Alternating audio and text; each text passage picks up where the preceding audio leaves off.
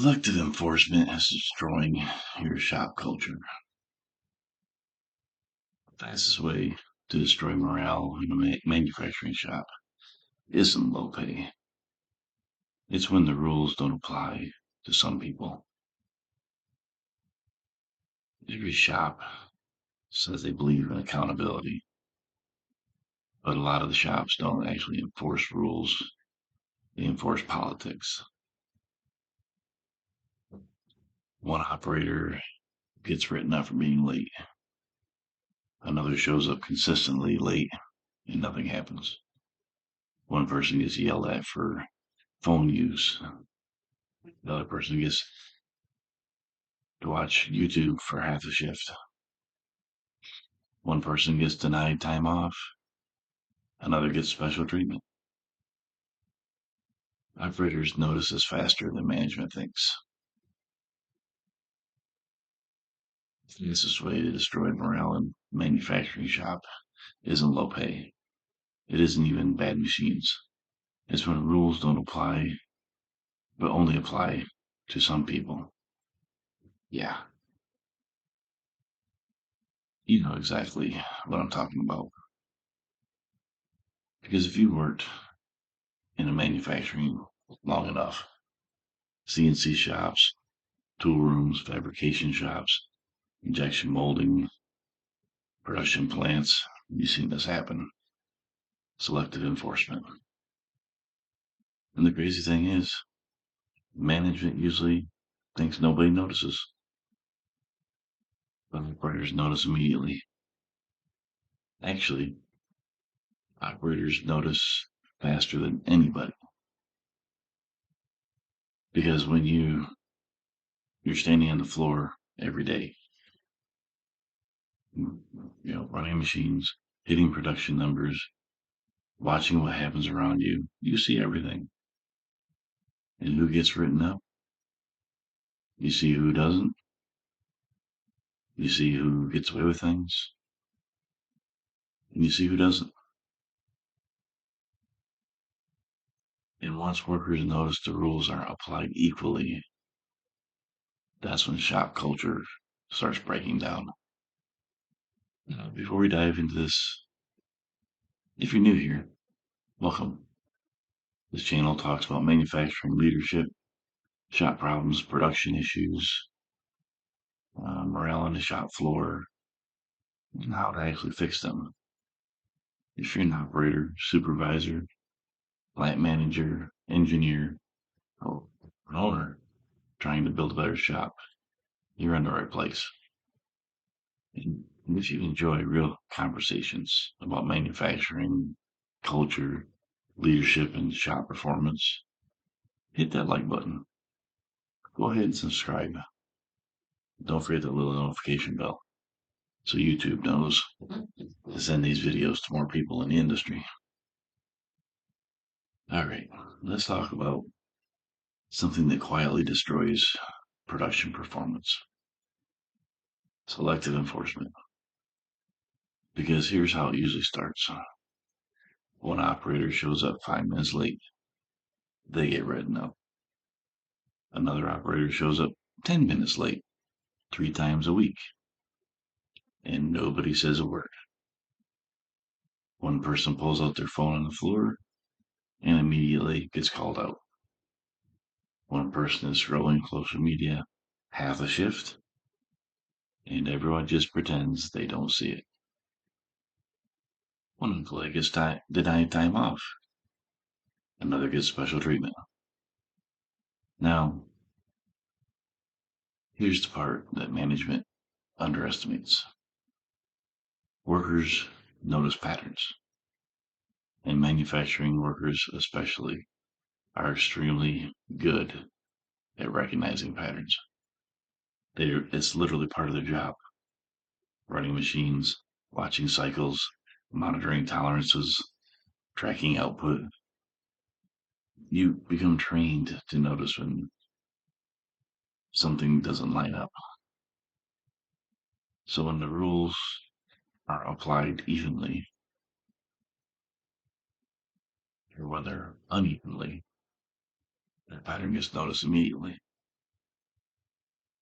And the moment that happens, respect for leadership starts to erode. Not instantly, but slowly, quietly. Because once workers realize the system isn't fair, they stop trusting the system. And when trust disappears, effort disappears right behind it. Now I'm going to say something that might make some supervisors uncomfortable. Most workers don't expect perfection. They don't expect management to get everything right, but they do expect consistency. Consistency is what builds credibility in a manufacturing environment. If the rule is the rule and it applies to everyone, people can't respect that, or people can respect that. But when the rules change depending on who you are, that destroys credibility. And credibility is the backbone of leadership.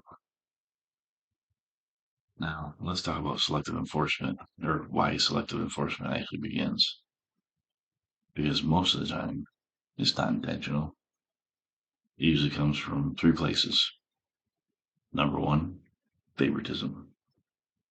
Every shop has it. This guy who's friends with the supervisor. There's the employee who has been here for 20 years. There's a person who management likes personally. And sometimes, without realizing it, leaders start protecting these people. They overlook things, they ignore problems, they give extra chances, and the rest of the shop sees it. Number two, fear of confrontation. Some supervisors avoid correcting certain employees because they know those employees will push back. They'll argue, they'll complain, they'll escalate things. So instead of addressing the issue, the supervisor goes after the easier target, the quiet employee. The supervisor goes or knows that that person won't fight back. And that's when resentment starts building because the shop knows exactly what's happening. I'll stop right there and say, I've been through this on both sides. I was the easy target for the person in the tool room that was the pain. And then when I became tool room supervisor, he was still the pain. But when I went after him, I got the same effect from upper management that my supervisor before had gotten. So it goes all the way up. And number three, internal politics. This is a big one because in a lot of manufacturing environments, leadership decisions aren't always based on performance. Sometimes they're based on relationships or internal alliances or people protecting their position. And when the politics enter the shop floor, production performance always suffers. Production goes down, scrap usually goes up hand in hand because now decisions aren't about the work anymore. They're about protecting people.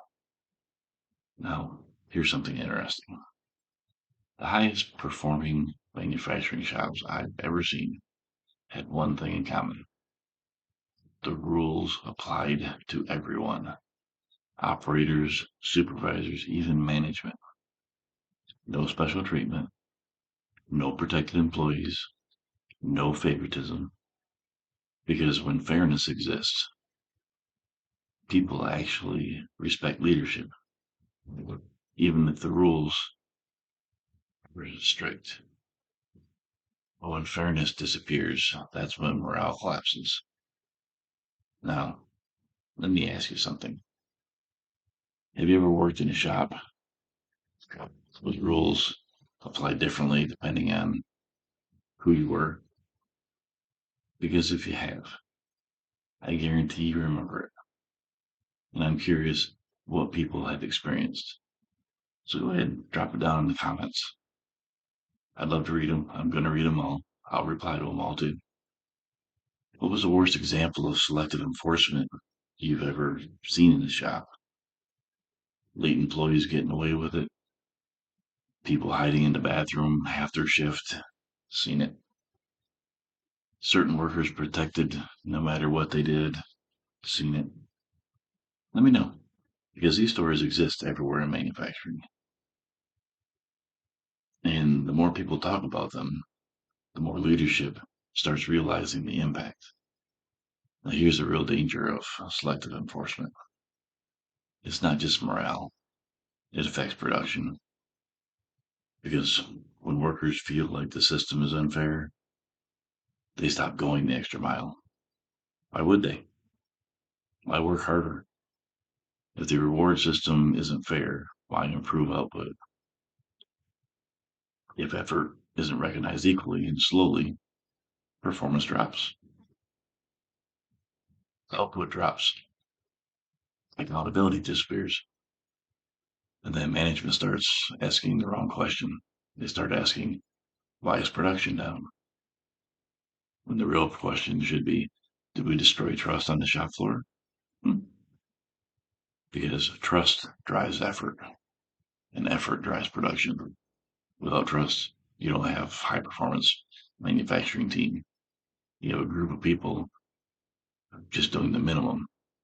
Now here's the good news. Selective enforcement can actually be fixed. It requires leadership courage. It requires leadership to step back, look at the system honestly and say, are our rules actually applied equally? Are we protecting certain employees? Are we avoiding certain conversations? Are we allowing politics to influence shop decisions? Because once leadership starts asking those questions, things can change. And when fairness returns to the shop floor, something amazing happens.